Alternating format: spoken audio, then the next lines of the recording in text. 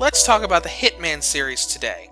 A lot of people know about the Hitman series from when Eidos Interactive first was publishing those games on their own before Square Enix acquired them. When they acquired them though, they started to make some new Hitman games. There haven't been a lot released on consoles recently, but there was a Hitman mobile game that became really popular really fast in the mobile scene, and that has recently done so well that Square Enix has brought it over to Steam, PlayStation 4, the PlayStation Vita, and the PlayStation TV. So, let's get down to it.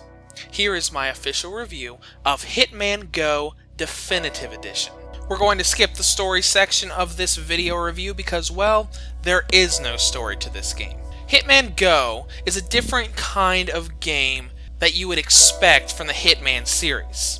Instead of being a tactical shooting game, it is a grid-based puzzle game that takes place on what looks like a board game, where you go around on a grid, avoiding enemies with some stealth elements, as well as attacking enemies, collecting briefcases, and either finding the end of a stage or taking out a specific mark. First thing we want to go into here is how this is different from the mobile version. The Definitive Edition has some new content. The microtransactions for hints and automatically unlocking levels has been completely removed.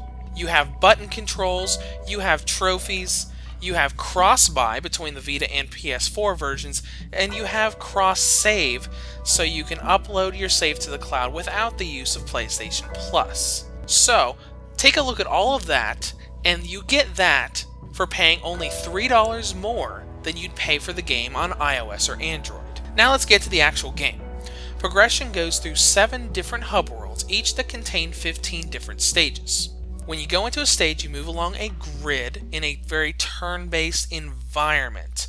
There are enemies placed on the map, there are objects placed on the map, and you are placed on the map. Every time you move, a turn goes by, and enemies move in various ways. Some enemies just move forward and backwards, some will turn and constantly change their line of sight, and some of them won't move at all, being somewhat of a nuisance just standing in the way. The tactical part of this is you have to get around enemies so they don't attack you. If an enemy gets you in their sights, they will attack you and you'll get an immediate game over. The idea is to learn enemy patterns to go around them, but you have a few more things to consider as well. There are objects like bushes that you can hide in, sniper rifles you can pick up to take out faraway enemies, and there are also different costumes you can grab to become friendly to all of the enemies that use the same costume that you put on. When you go through a stage, there are also 3 objectives. Completing these objectives is key to unlocking new worlds and new stages. Every world has a requirement of challenges that you have to complete to be able to unlock them. This does sound a little bit simple, but the game isn't really that simple. The difficulty gets pretty high at times. Some stages are easy, and some stages you will be going and doing over and over and over and over and over again just to try to figure out what you're supposed to do to get into the challenges. You'll be trying to figure it out yourself, because even though there is a hint feature in the game, if you use a hint even once, you will be blocked out of one of the trophies, which means you can't get the platinum. Trophy hunters will have to figure that out for themselves. Past the difficulty is the length. Honestly, this is something that's better for pickup and go playing, but since I always say what the playtime is, let's calculate this. There are 7 worlds, each with 15 stages. That means there are over 100 stages to go through. I would give each stage an average of 2 or 3 minutes, some more, some less, depending on how good you are at figuring this stuff out. Regardless, I would say you're going to be spending at least 5 to 8 hours on the game, and 5 to 8 hours for $7 is a pretty good turnaround. I don't have anything to say about the game's controls, but I will talk about the game's lack of explanation. The game kind of just throws you in and pulls a maneuver of throwing you under the bus. You have to figure out how to do everything. It doesn't tell you what you're supposed to do. It doesn't tell you how you're supposed to do it. It doesn't tell you what objects do what. You are completely in the dark and have to figure it out yourself.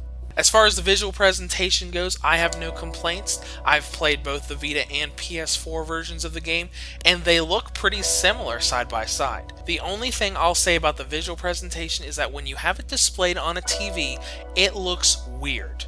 First of all, because it's a mobile game, but second of all, when I had either the PS4 or PlayStation TV versions of the game on a TV and I was sitting more than, say, 5 to 10 feet away from said TV, the screen got really blurry when you were going through a stage. At first, I thought this might be the TV, so I tried a few other Vita games on the TV, and it didn't happen at all with those, so it definitely was not my TV. There's something with the game that causes that effect when you're sitting so far away from the television. The rest about the performance and presentation, I will say, is that yes, the PS4 is definitely a little smoother than the Vita. The load times are a little shorter, but with the Vita version, the load times are never going to last more than about 5 seconds. Most of the time, it's even shorter than that. And the only thing I'll say is that it fidgets and jumps a little bit when you're going from menu to menu.